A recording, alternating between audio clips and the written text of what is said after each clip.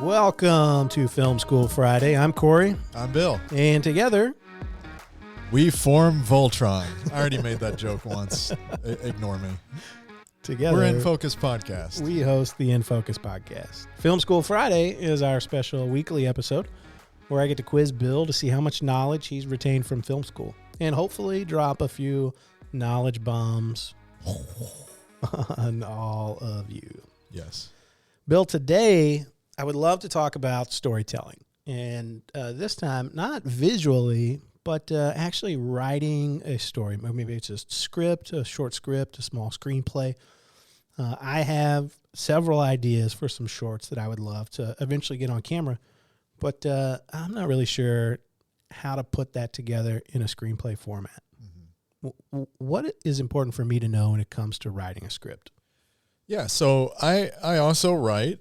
I've been doing it for many, many years. There are a few technical essentials when it comes to writing a script that are always good to remember. Of course, like everything, there are some exceptions to every rule. Like in music, everything doesn't have to conform to the conventions you might think. Same is true for story. But in the conventional storytelling sense, the thing that is kind of the tried and true traditional way of doing it is the 3-act narrative. And that is in terms of story structure. That's the beginning, the middle, and the end. And there are different elements contained within those 3 parts. So as long as I have a beginning, a middle, and an end, I'm good to go. Not necessarily. It's a little more complicated than that. You're off to a good start, I would say, because you definitely don't want to just have a film that's a middle and has nothing else, because then you're making an art film that's abstract. Which, again, there's an exception to every rule. There's a place for that. But if you're doing straightforward narrative storytelling, the 3-act narrative is the traditional way that things are done. And this is, this goes back to the old Greek storytelling techniques. I mean, it's existed since the dawn of humanity, telling stories around the campfire. So it's just, you introduce the characters, the story. What is the conflict that the protagonist is facing? And then as you get into the second act, it's what's called the rising action. That conflict begins to rise, and then by the third act, our protagonist is overcoming whatever the challenge was that was presented in the first act, or failing at whatever the challenge is, and then you roll into your conclusion. Very basic storytelling. Again, exceptions to every rule. A lot of people like to turn that formula on its head, for different creative reasons. And that's fine. That totally works too. But yeah, that's the storytelling conventions that are ingrained in, I think, every human being, that sort of formula. And when it comes to telling a good story, that's completely subjective. I don't think anybody does or should say to themselves, you know what, I'm going to write a good story today. You don't know if you're going to write a good story. You just got to sit down and do it. Right. If it turns out being good, that's great. But again, it's subjective. But I think you're off to a good start if you're at least adhering to storytelling formula in some way and have some structure around it. Yeah. So let me take that maybe a level deeper.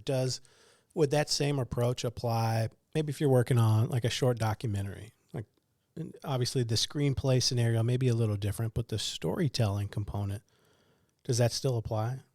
I think it does. I see it vary sometimes in documentary, but by and large, if you pay attention enough when you watch a documentary, you'll see that same arc happen. The beginning, the middle, the end. Introduction to who these people are, what the situation is, what the conflict is, the rising action, the information dump, the interviews, what's happening, and then where it's going and how it's concluding. Like, it exists.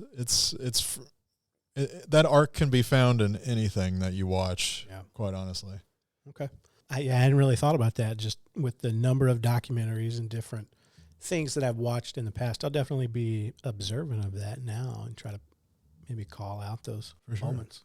And I think, personally, as a writer, as a screenwriter specifically, the way that you don't necessarily have to adhere to that structure, but I have found that knowing of that structure helps me to not overwrite something. Instead of a 200-page script, I could write an 80-page script because I'm thinking about the structure. Yeah.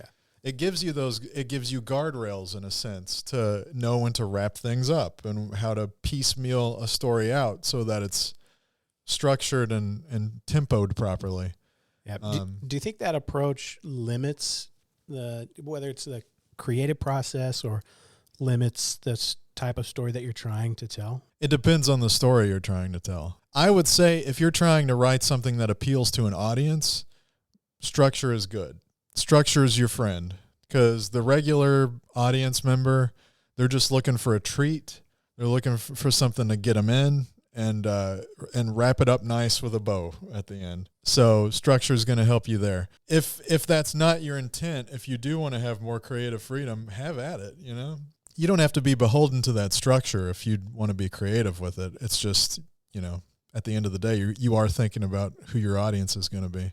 It's like Christopher Nolan just giving the world a big giant middle finger with every other screenplay that is like forwards and backwards, and like just thinking like Memento or even Tenet, where it is somewhat shaped that way, but at the same time, the story is far from linear from that act 1 to 2 to 3.